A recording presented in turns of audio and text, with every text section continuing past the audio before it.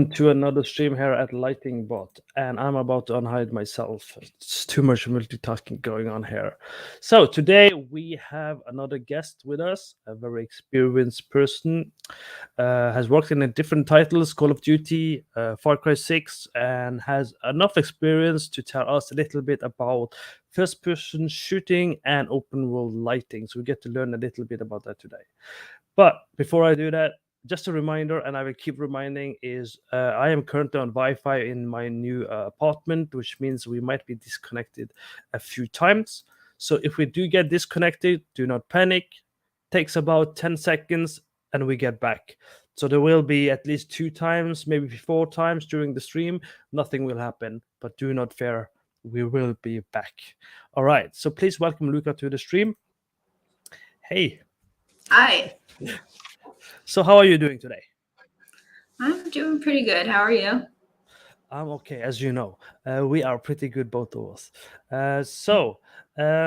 Luka, let's hear a little bit about your journey so far. So who is Luka, and where does she come from? How did you get into lighting, for example? What happened? Why lighting? Oh, I have so many questions. All right. Well, so I started, let's see,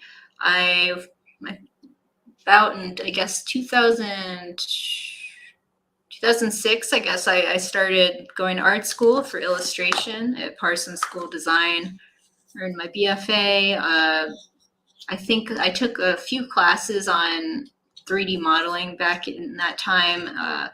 Really liked lighting. There wasn't really much on there for like anything of how to do games, or I didn't even know lighting was like a thing for games, but I really liked working in Mental Ray and like all that stuff and Final Gather, all this old stuff in Maya. So I just kind of learned it on my own. Did a couple freelance things in New York for ads. Found out that games is something I can do lighting for. So I went to GDC, put together whatever I had of illustrations and a portfolio, as well as some personal work from Maya. Showed it to the art director at Raven Software, and that landed me an internship on Modern Warfare 3, where I eventually was promoted to full-time. I did a little bit of concept art, a little environment art, a little bit of lighting all around that. Mostly lighting. I'd say the last half I was doing a little bit of everything for Modern Warfare 3. Then I found out that Dead Space 3 was being made, and Dead Space is probably like one of my all-time favorite like franchises. So I applied there as a lighting artist and got the job. It was a contract job, but it was still, I dropped everything and moved to California for that. That went pretty cool. It was Dead Space 3 is definitely not one of my favorite games out of those series, but it was a blast to work on. Once that was finished up, I went over to Sledgehammer to work on another Call of Duty. Stayed there for, I don't know, like 6 years or something, working on pretty much whenever Call of Duty came out. Black Ops 3, I did Advanced Warfare, I think some preliminary stuff for Infinite Warfare, and of course Call of Duty World War II. So did that for a bit, and that's a lot of people who were working on Dead Space, as some people may know, were working at Sledgehammer. Did that for a bit, decided for it to have a change, and went over to Ubisoft Toronto to work on Far Cry 6. And that was fun. Found out a lot of my coworkers at Sledgehammer, who were a lot of part of the original Dead Space team, went to Striking Distance Studios to work on the Callisto Protocol. So my boss from Sledgehammer at Sushi Seo is trying to convince me for a while to come work with him there, and I decided to be like, you know what? Okay, I'll do it, and that's where I am now in a nutshell. Cool. So I forgot to tell you, but during our conversation, there will be some shout outs when people join and come in the conversation. So a shout out to Dynasty Empire, who's stopping by a bit. And we have a loyal viewer, Turkey Master. So shout out to you as well. He tends to ask some questions, so he's probably going to think about some questions to nail down and ask you as well. So my first question is, obviously you've done quite a few titles now, and it's pretty big titles. So is there anything that you've noticed that is consistent challenge across the studio and the titles you've been working on that is like something people should know about, that they should maybe master or deal with or be aware of, that they might think that it wouldn't happen in this studio or this game, but it just happens anyway, and it can't be avoided. Have you experienced anything of that sort? Yeah, I think it's just a thing that happens, but scheduling and being able to finish content and ship it in time, and working with constantly changing things that impact lighting, even though in an ideal situation, the design and art would be done before lighting goes in. But yeah, that managing schedules has always been a struggle for the projects I worked on. There's always not enough time to finish the content, and so unfortunately, the harsh reality is like, yes, which does sometimes result in crunch, but some studios manage that better than others by either moving deadlines around or getting more resources or help. So that's always a thing. And also just having things just in the game or engine features break on you. That's a very common thing. It's just part of the process because there's a lot of trial and error. So I guess those would be the two big things. Cool. Growing pains So, in engine and yeah, it's definitely some frustration, I think, regardless of studio and project, right? I'm going to ask the question I'm most curious about, which I kind of gave you heads about, which is Dead Space 3. You were there for a short time, but it's still enough time to have an experience and an opinion about lighting for a game like Dead Space. And anyone who's done research about lighting might have stumbled across some of the Dead Space lighting breakdown videos, which they explain the lighting and the process. Now, how was it that compared to lighting for Call of Duty previously or even afterwards? Would you say there's a big difference in how they approach lighting versus the Call of Duty franchise? Let's unravel this part of my Oh question. yeah, 100%. So I mean, first of all, I mean, probably what makes it the biggest difference is they are different kinds of games. Dead Space is a survival / action horror game, whereas Call of Duty is your first person action game, war game, linear path. So that's one of the biggest things. Also, Call of Duty, the competitive multiplayer is a huge part of what makes it so popular. So there's completely different things that you were having to think about between the two games. Funny enough, I would say that as far as like physically based goes, it's a lot more important in a game like Call of Duty versus Dead Space, because in some Dead Space is more, I would say, stylized. It's more about showing the mood. It's more artsy in some ways, whereas Call of Duty, it's very heavily focused on design and playability, and lighting isn't really a main thing for that game. It certainly helps, but it is not the focus of Call of Duty for sure. So you're not really there isn't as much emphasis on using lighting to I guess tell a lot of the story. The lighting plays more of a support role in Call of Duty. So that was a big difference. There's less, I would say, less under the spotlight in Call of Duty. So with Dead Space, it's kind of like the lighting is the star of the show. So there's a lot more a lot more emphasis on it. You have a lot more people paying attention to it, which is it's scary, but also pretty cool. So So that's let's dig deeper in that then. So if you were to give some examples, what's different? For example, even if you include Far Cry 6 and Call of Duty, and even other games that you have played or have heard about, what would you say is very unique in the lighting workflow in Dead Space 3, compared to all your experience so far? As you say, they are a bit more different, maybe more serious when it comes to lighting. So is it that they're more picky on where to put the light, or is it everything needs to do something? What would you say was like a fun but interesting experience in lighting for Dead Space 3 the time you were there?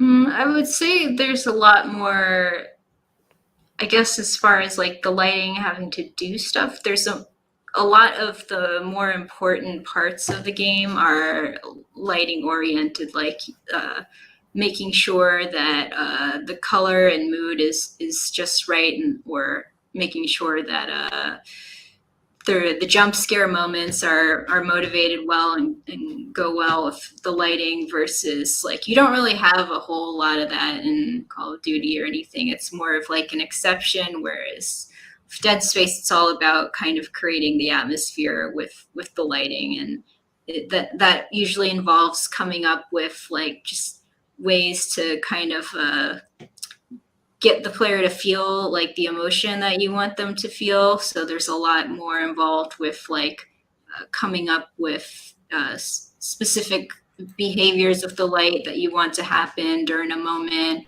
or having the shadows cast a certain way so you get like you can see the enemies creeping up. It's far more like cinematic, I would say, than a game like Call of Duty. I mean, there is that kind of thing for the single player campaign in COD, but it's a different way. It's more like this is our movie moment, and then we have the game. Whereas Dead Space, and probably I wouldn't be surprised if other games like Resident Evil, which is what Dead Space was influenced by, takes kind of the same approach, where it's more about really creating an atmosphere to help push the game and narrative, or gluing it together in a much more focused way versus a game like COD.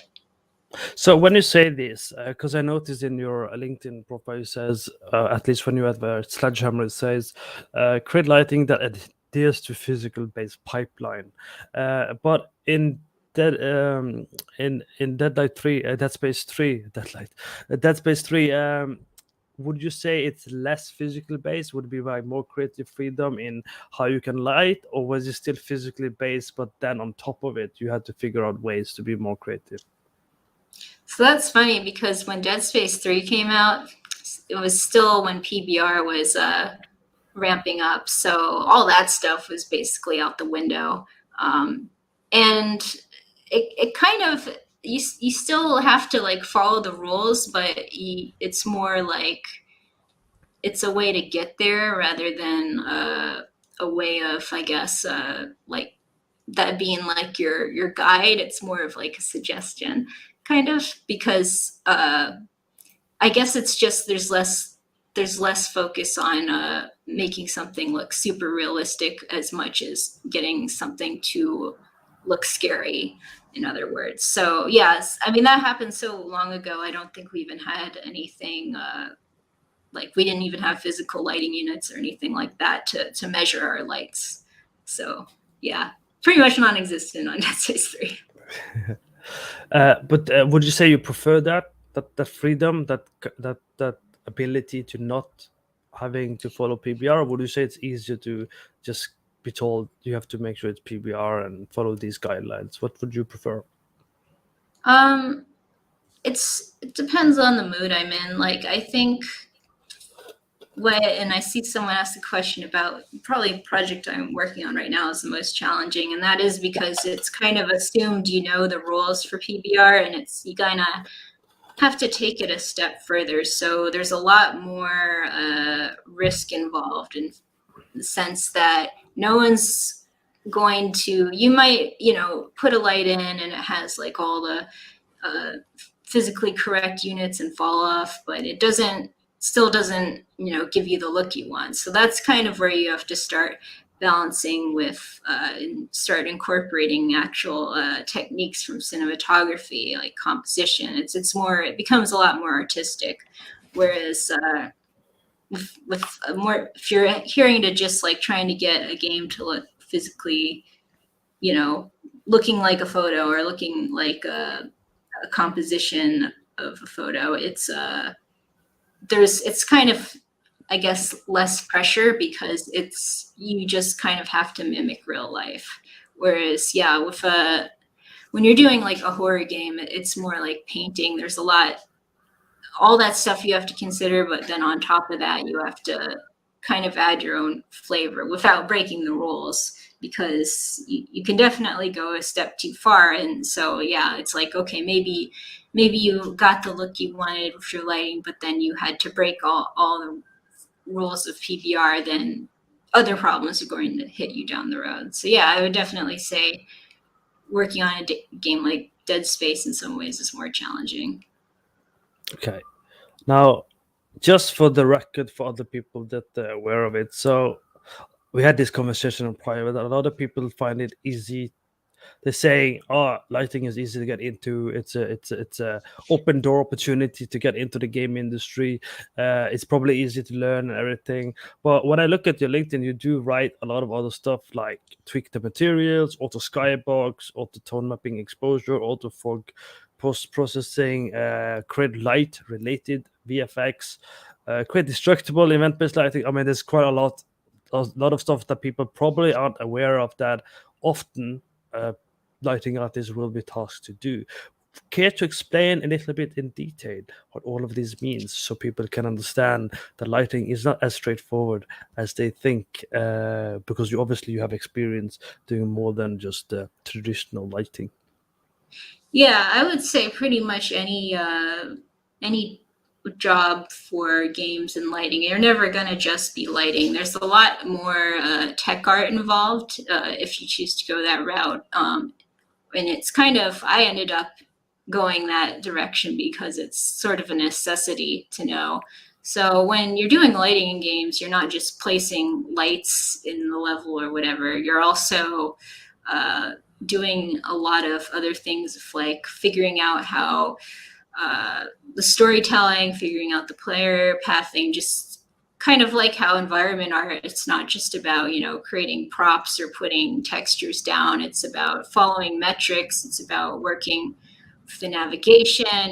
You really kind of have to know a little bit of everything.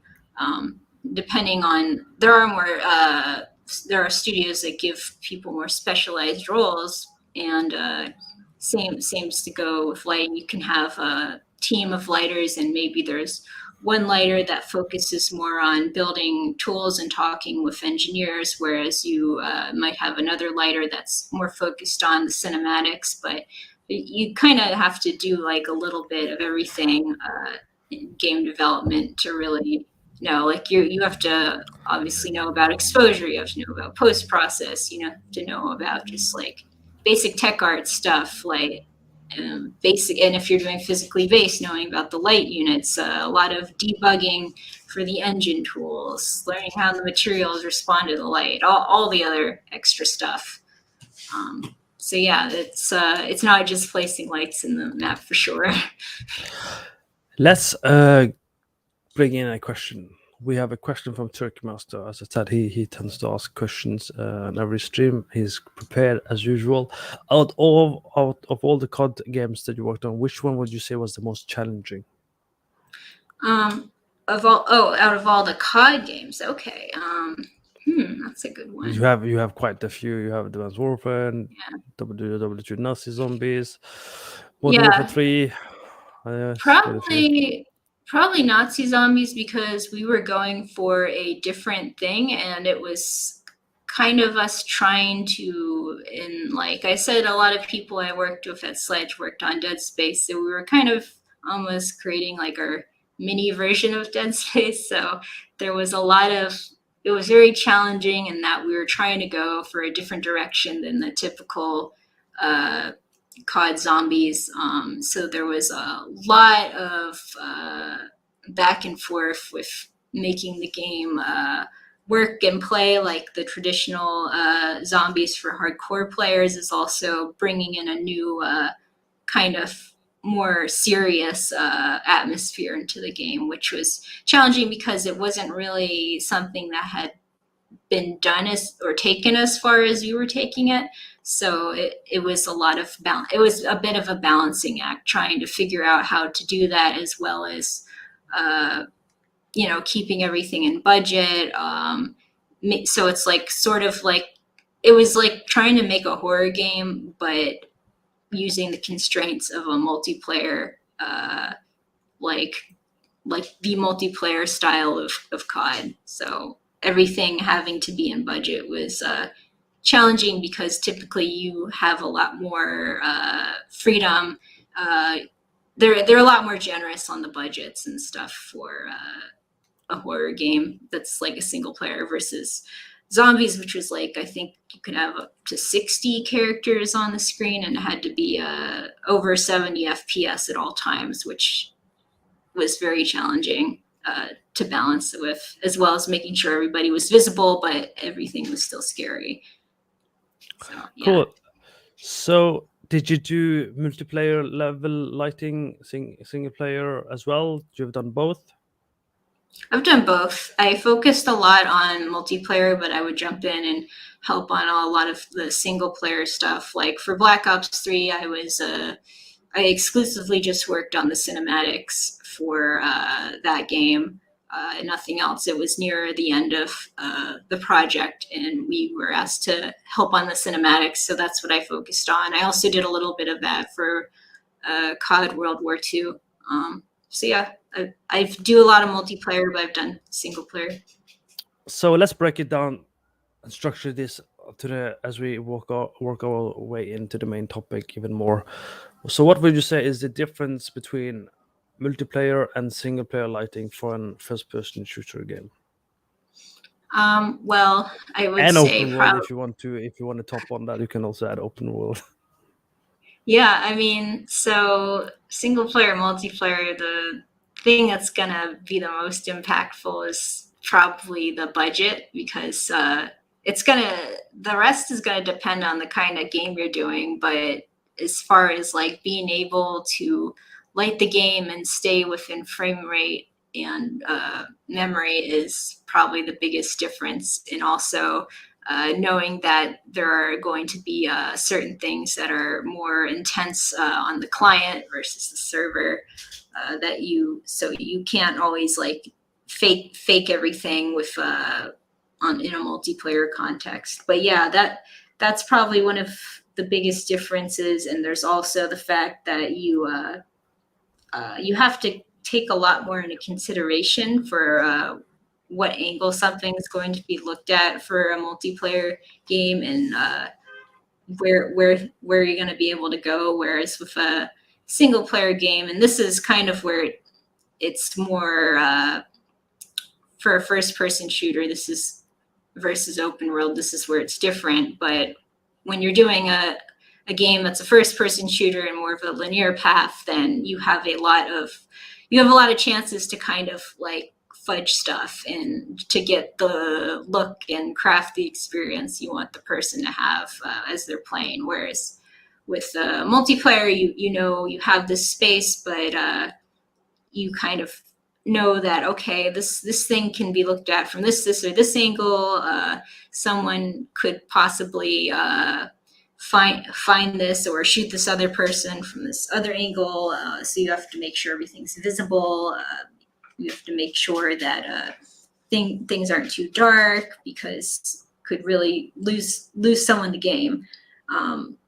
As far as, and then the differences for open world versus first person is open world's sort of like multiplayer more in that sense, as once again, your budget is a lot more constrained because you are working with a huge space. And for Far Cry's case, it was time of day was also another thing to consider.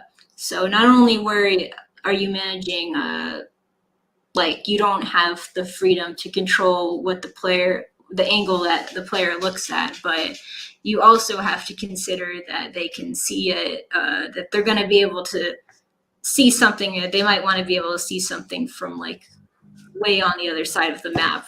And since it's open world, you have to take that into consideration. And also the fact that, any time of day, there's a lot of other things that need to fit into the game as well. So your lighting, you might not be able to craft like the perfect photoreal cinematic experience in an open world game.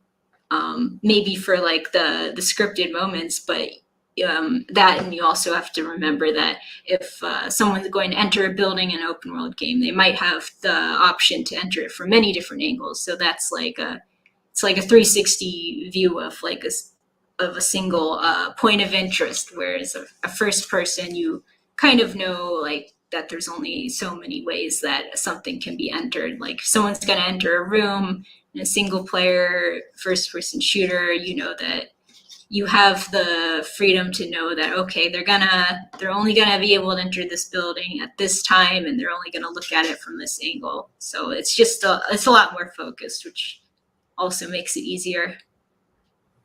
Cool. So a lot to keep in mind here. So in regards to that, does the technology you use have any impact? Because you have used different in-house engine, and you are currently using, I think you said Unreal, if I remember correctly. Yes, Yep. no.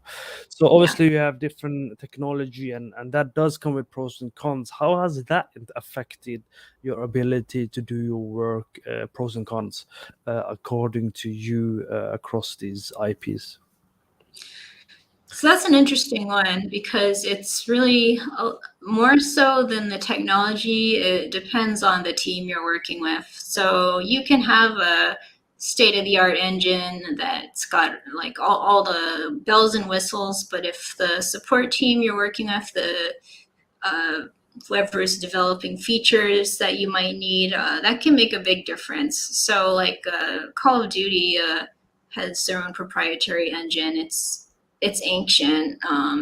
I think it's changed since then, but it's changed quite a bit. But at Sledgehammer, we had a very close relationship with the engineers, and despite all the shortcomings of the engine, we were able to get the tools and features we wanted pretty fast, and the tools were like very good, and we had like a great tech art team to help us like get things working, and also working within frame rate.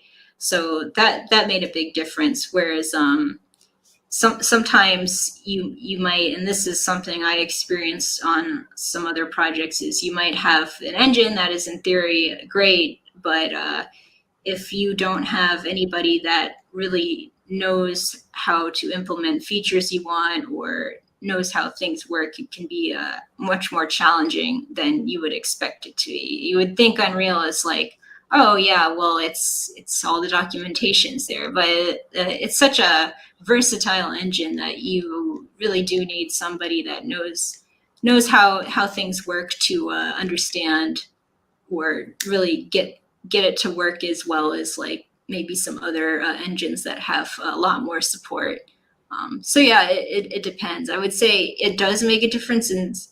In fact, like if you start with an older engine, there are going to be a lot more things that are just harder to do, like right off the bat. Like I know, like Far Cry, it was just it was a huge ordeal to implement the weather system and get dynamic volumetric clouds working. Whereas when you look at Unreal, that's just right out of the box.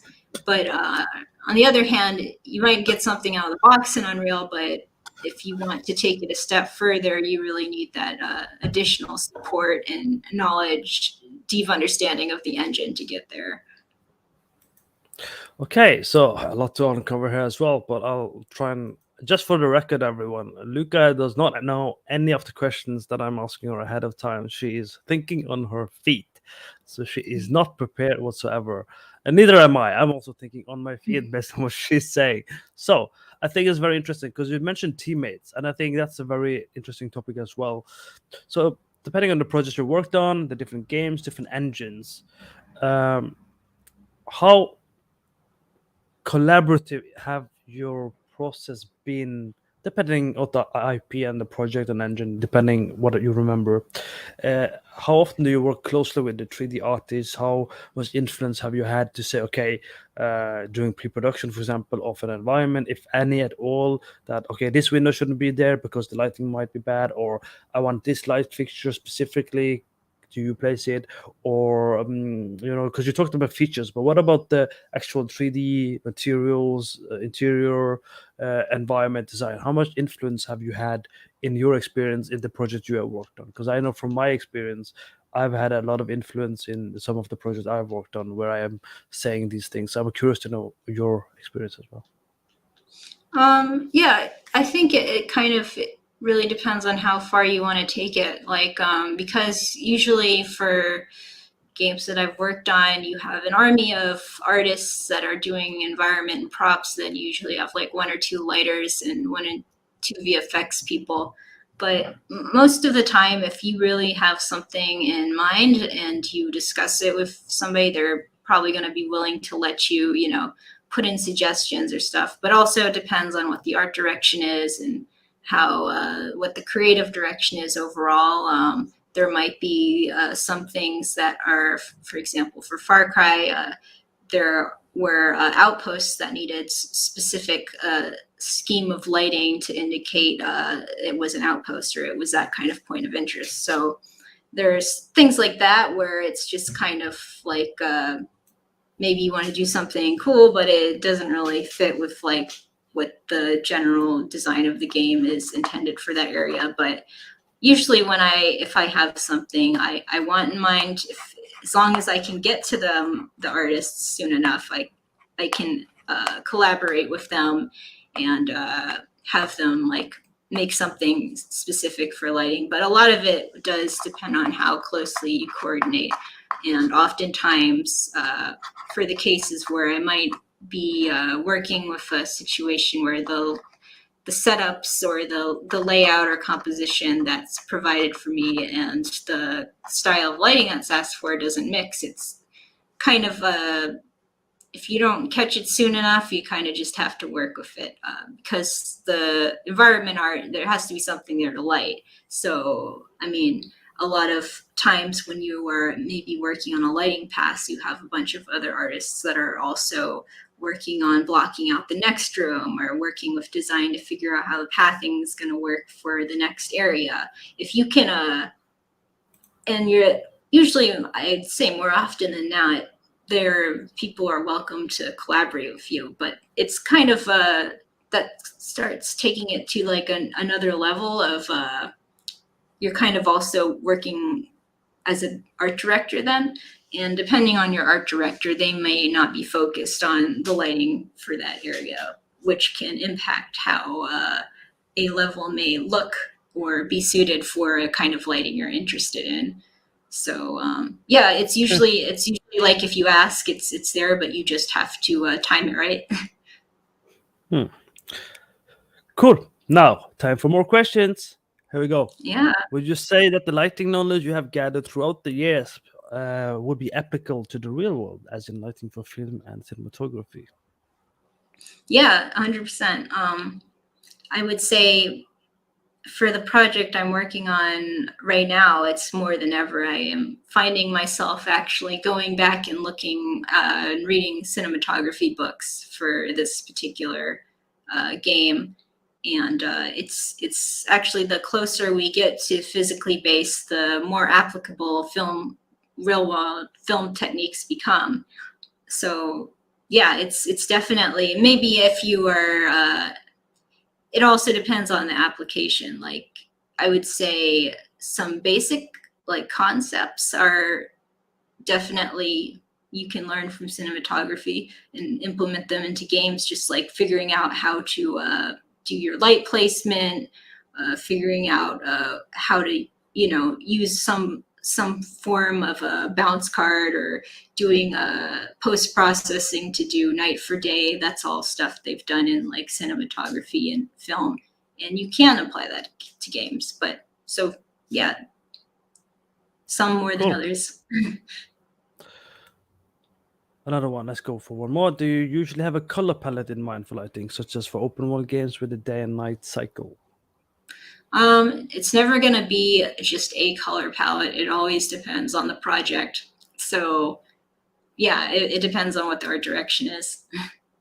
So what is your process when you are assigned a level? What's your starting process to the end process? Do you get references? Do you get concept art, or is it a mix of things, or do you go in, you light something? What's your process has been so far? It's a mix of things. If it's a level that's just starting out, then yeah, it's usually talk with the director and designer about the look they want, speak with narrative on like how they want the story to go and what sort of mood they want for each room or area and how they want that to flow with the overall game design. There's usually that's always involved. And from there, I mean, it's usually a treat if lighters get concept art. We're rarely given any concept art. So for myself personally, I'm always looking up.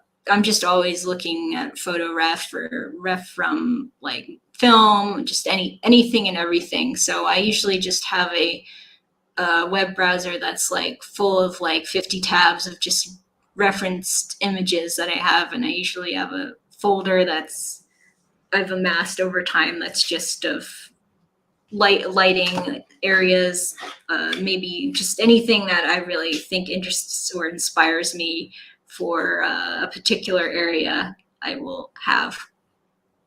Cool. Let's do one more.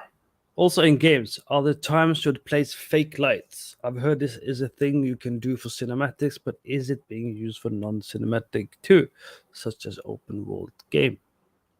It's an interesting question. It can be controversial. Traditionally, in a lot of games, especially for like direct light sources, it's usually a big no-no to never put an unmotivated light source anywhere in the game, or a light source that has no purpose. But there are, like I said, there's exceptions. Fake lights are used quite a bit for in-game cinematics where there's a cutscene or a quick time event. Fake lights can also be used a lot if you're trying to get like a little extra bounce light somewhere and you don't want to change the scene too much, so you don't want to change the global lighting. So yeah, there's a lot of stuff like that that's used.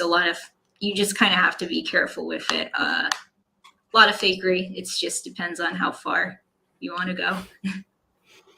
It is true, and that's why it's important to learn, training your eye to see things, because you often have to be the person who makes that decision, right? You need to know when is it suitable to put in fake lights, and when does it not work, and things like that.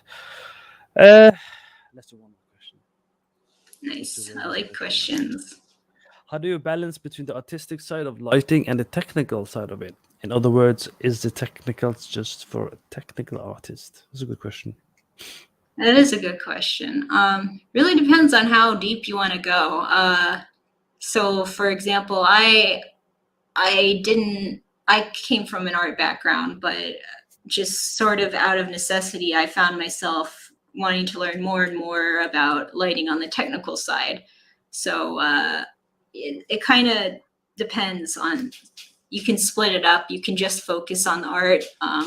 I am usually impatient for things. So if there's an issue with a tool I'm working with, or like a feature I want, I usually, poke around and try to learn more about how to get it or why something's broken, a lot of debugging.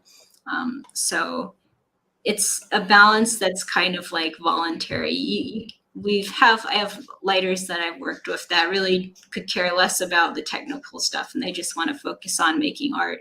And those artists I've worked with often are really great artists for cinematics, and they are really good at creating good composition. And yeah, it really, sometimes if you feel like if you're interested in focusing on more technical things and getting like understanding it better, you can do that. And it also depends on the studio you're working for and what they view as necessary as a lighting artist. It also depends on how much the rest of the team knows on the technical or artistic side for lighting. Sometimes you might not have the luxury of having technical support on a feature, and that's kind of how I ended up growing more towards that side, is because there weren't other people that were trying to debug stuff with me or asking for a certain thing, so I had to kind of go on my own and do that. So yeah, I am probably 90-10. That means 90% on artistic side and 10% on technical side. And if it was up to me, I would probably be 100% on the artistic side and 0% on the technical side. Luckily, I'm in a studio with very talented technical artists, graphics programmer, and a code team, so I don't have to worry too much about it. Normally, if I say I need this, they do it, or they code it, or they troubleshoot it, and also I know how to do it very well. I'm very good at it, optimization and troubleshooting, but I do have a dedicated person as well to do it for me, and gives me the like 10 pages, 20 pages of PowerPoint pinpointing exactly what I need to do. So I am quite spoiled when it comes to, I really get to do a lot of just fun lighting and artistic lighting. So her answer is basically the same as mine. Is it depends on the studio, right? It depends on the project and stuff. So I wouldn't want anyone to think you have to learn technical stuff. It's definitely an advantage, I think, if you do. Huge advantage. But I don't want anyone to think, okay, you're not going to get an opportunity if you don't. There is a certain difference between someone who understands fundamental art and does lighting very well and understands cinematography versus someone who spends a lot of time on the technical side. There is a sacrifice. You cannot, I mean, how are you going to do both, right? And what's your thoughts about that? Like, because the question is interesting, because if you spend X amount of time learning the technical side, you're essentially, you have 24 hours in a day, right? So you would obviously have to sacrifice time from the artistic side and not continuing developing as much. What do you feel about that kind of balance? Is that a sacrifice that does happen, or is it after someone has mastered the artistic side and then that's when I go to the technical side? What's your thoughts on that? That it's mindset. definitely not in like a certain order or anything, but I have found that like with the work I am doing now, I do find we have very great tools and more time to focus on the artistic things, but at the same time, it's more demanding on that side. And since it's been a bit with since I've done just purely artistic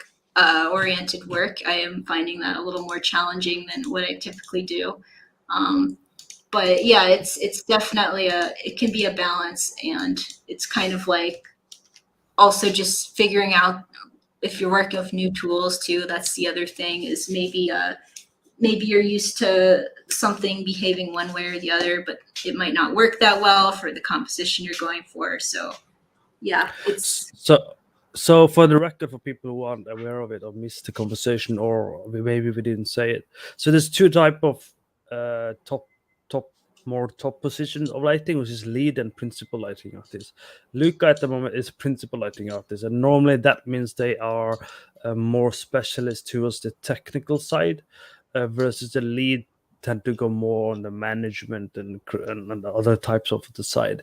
Just so you guys and girls obviously are aware of the difference, and that's why she's saying she's more went towards the principal side. That's because she is a principal lighting artist, and that's why she ended up on that road, because she started investigating and learning about the technical stuff. So anyone who wants to be a principal lighting artist, this is a good advice for you, basically, that you could start troubleshooting and learning over the few years, so you are prepared for being a principal lighting artist. Me, for example, I probably would not want to be a principal lighting for too long, because it does require you to be very active, and up to date on the tech side, because that's your responsibility. You have to be able to support, and you also have to be able to support other lighting artists in that sense. Now, I don't know for sure, but maybe you, Luca, have an opinion about it. What's the difference between a principal lighting artist and a technical lighting artist? A principal lighting artist, it's kind of like so principal lighting artist doesn't always mean technical, but it does often mean you have a mastery over your discipline in particular. So people will know you are an expert. So it's kind of like a level 2 senior artist in some ways. So like for that, it's kind of like you have to have a fairly good understanding of how lighting works in game development as a whole.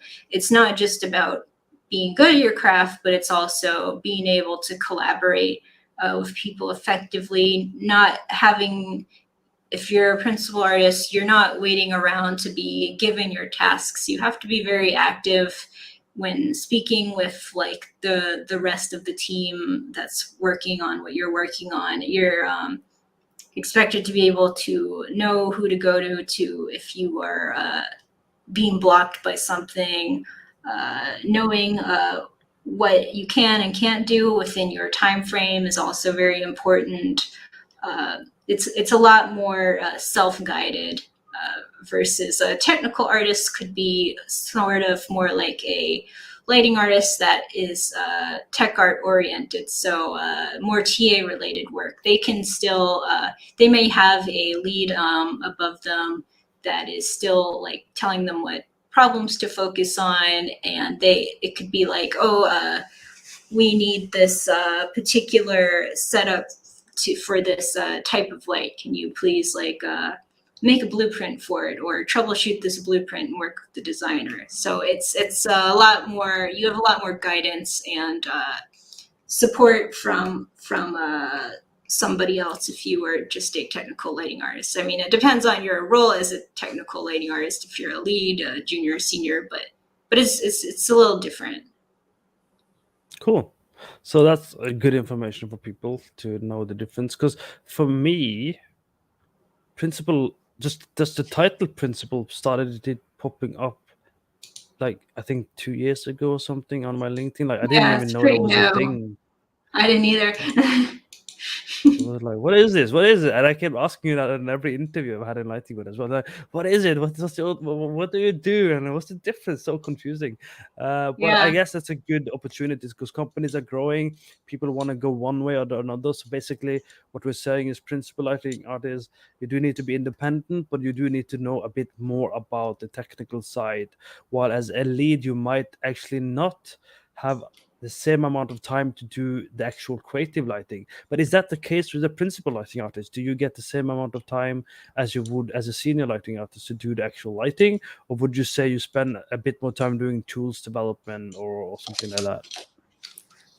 So I know that since it's a fairly new position, it's probably going to vary depending on where you go. But I would say if you are a principal, you can expect yourself to be in meetings more, which will take away time from doing the actual work. But you are still very hands-on. It's kind of just being able to manage that balance, being able to reach out to people and coordinate with them. So you are, rather than waiting for a lead to tell you what to work on for a certain area, you are generally expected to work with that team without your lead and know what needs what when and what's more important, and just all the stuff that a lead would normally be doing, except you are not leading anyone. It's more of yourself. Self-management. So,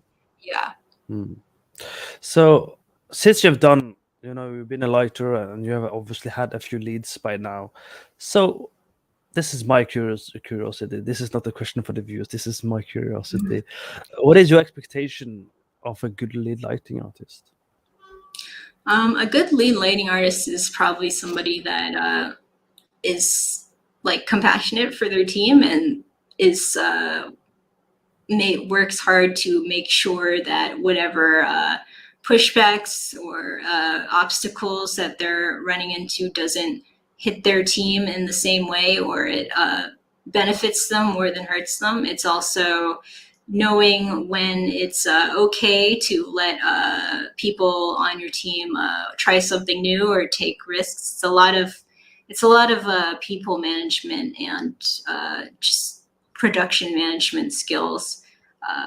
You have to be a lot more focused on and aware of being figuring out like how to work with a group of people.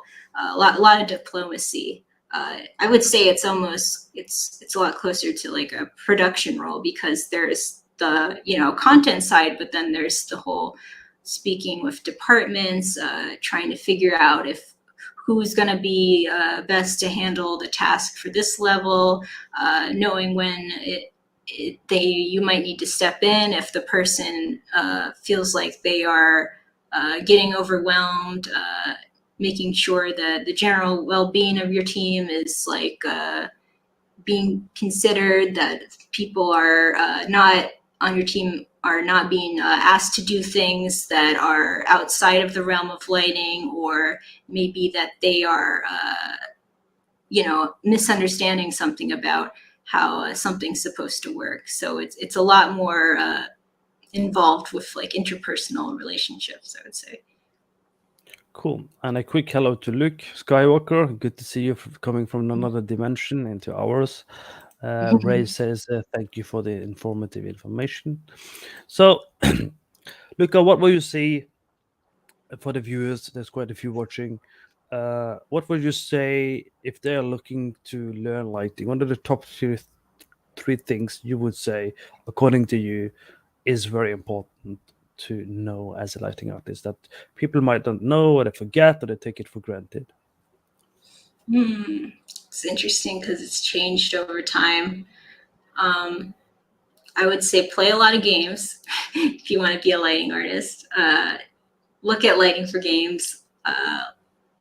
Having a solid art foundation is going to come in handy, like for pretty much anything, even if you're not doing lighting. I think having a traditional art foundation is a very useful skill, from everything from environment art to doing vehicles to guns to characters. Just having that background is key.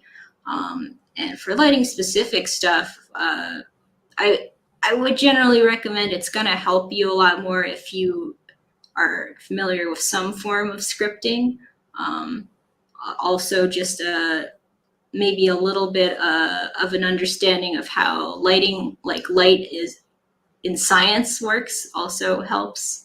But yeah, that's the stuff. Really, the funny thing is I could say learn this or that in Unreal, but it's even, and this is funny because I thought, oh, if you know Unreal, you just open it up. But it's really going to change if you're, depending on the project. They could use an engine that's maybe free to download, but they are using it in like a totally different way.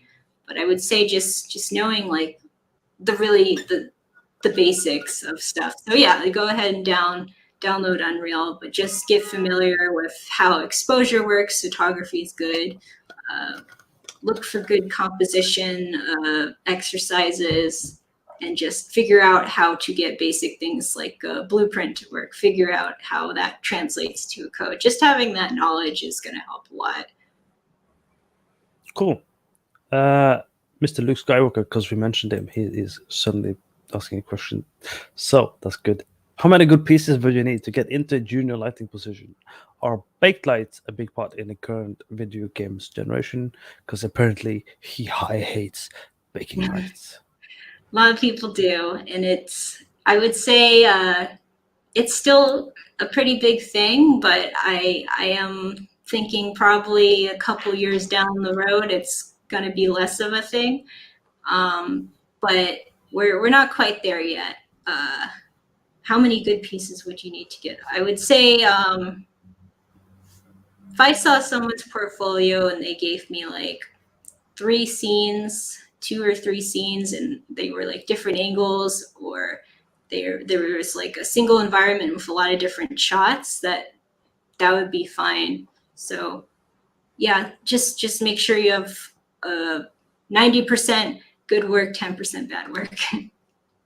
But in your case, it has to be Star Wars oriented and lightsabers in it, because I mean, your name is Luke Skywalker, so you have to play the part now. You have to keep to the theme. You can't go away from it. Sorry, Luke. Yeah, only Star Wars stuff.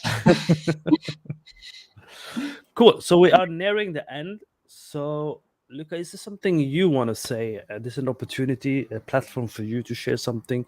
Maybe you have noticed something. Maybe you have experienced something, or maybe there is something you want to share before I ask the final question. Well, I would say it's pretty cool to have a cast like this that's lighting oriented, and I'm glad that you got some viewers. I wasn't sure how many people expect. I'm glad people ask questions, because I really didn't know what to say. So yeah, thanks for watching this, and thanks for viewing this. And I will just do the legal disclaimer that my views do not represent the views of Striking Distance Studios. They are my own. But yeah, thanks for watching. And if you want to see what I have been working on, the Callisto Protocol is the game that I am working on right now. Cool. Callisto Protocol, everyone. Now, the final question, which she probably thought I forgot, but I didn't. Women in games. Do you have any experiences? What has your journey been since you started in the game industry as a woman? There's a lot of articles, there's a lot of heat, different companies. You have worked in different companies. One of them have had heat in the past. What is your experience? Do you have something you want to share and say while you have the opportunity? I would say that so I know there's always been like a whole Me Too thing, and I've been aware of that for games, but I actually haven't experienced much of that myself. I would say it is something I've seen come up, and people can get kind of rowdy for like parties and that kind of thing. And so I guess my one experience has been I guess it's changed over time, but I would say things are improving as far as representation and stuff in the industry, and I'm glad that's happening. But yeah, it's still a very welcoming industry in general, and I do not regret going into it. So far, it's good experience for you. You have not noticed anything that you personally feel like, okay, this has been a problem, or this need to stop. You've been treated well, and people have taken you seriously as a lighting artist or an artist in general so far, in these different companies, which we're not going to mention any names of. Some more than others, but I think in general, it's been improving. I think I would say maybe 6-7 years ago, it was more of a challenge to make suggestions about like maybe asking for more representation, or offering critique about the content we work on. But it seems that over time, people have gotten more receptive to that. So there's definitely been a culture change. The one thing though that's still around is crunch, and I wish it weren't the case. It sucks that it happens, and it does. And crunch is also can be self-inflicted too. It's something that I feel is really embedded into the industry, unfortunately, and it's because everybody wants to make the best game. Everybody wants to, hone their skills, just like artists. They want to, work on something they're proud of. And that can result in overworking yourself. So yeah, that's one thing that I'm not a fan of, but it's kind of hard, because you don't have to do it, but if some people, just want to make something the best they can, and they can get caught up in that, I'd say it's also just working with production and making sure that you're clear on what's possible and what's not, and maybe doing a reality check. So that's the one thing that is not fun, is working overtime. So I had to count while we were talking. I've talked to 9 females so far, lighting artists. All 9 has said they had good experience, more or less, so far.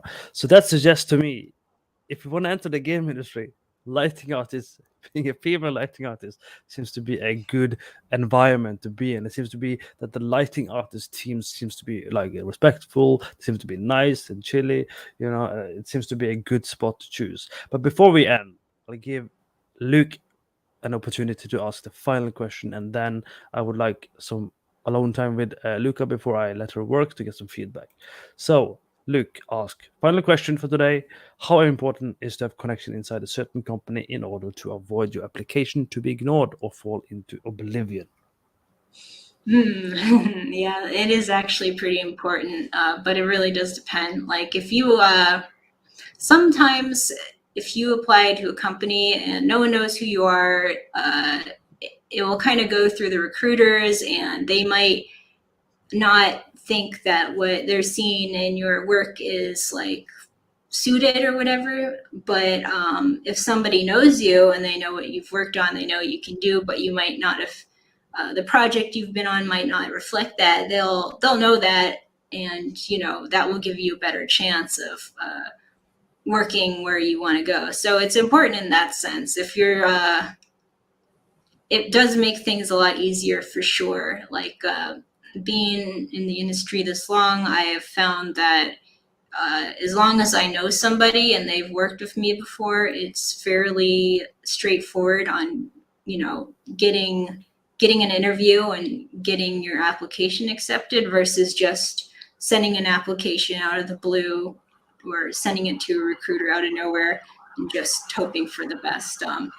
It's not necessary, but it helps. So, a reminder for everyone who is still watching and didn't watch the beginning, because I'm pretty sure some of you joined in the middle of the interview. We do have portfolio review in our community, so you can stop by and ask for a portfolio review. Tends to be 3 people reviewing. Sometimes we agree, sometimes we don't agree. Sometimes we do community highlights, so if you're active, we point you out. Some people get jobs as well. We had a lighting challenge not long ago. About 3 people, they got a job offer by participating on that. We also do Unity tutorials, so if you want to learn some Unity stuff, you can learn that. Remember, we have one of the largest collection of interviews on the internet when it comes to lighting-oriented talks, tutorials, workshop, and so on. So keep an eye on that. We also do lighting mentorship if you want to be coached, mentored. And we do have a new Lighting for Games course in Unreal on courses.lightingbot.com for only $99. And if you want to join as a mentor or you want to be mentee, you can join as well. So that's information for you guys who are joining a bit late. Thank you for watching. We are going to wave goodbye, and then I'm going to talk to Luka a little bit before she goes and work hard on the game she's working on right now. So thank you for watching, everyone. Have a nice day. See you in a week or two. Bye-bye.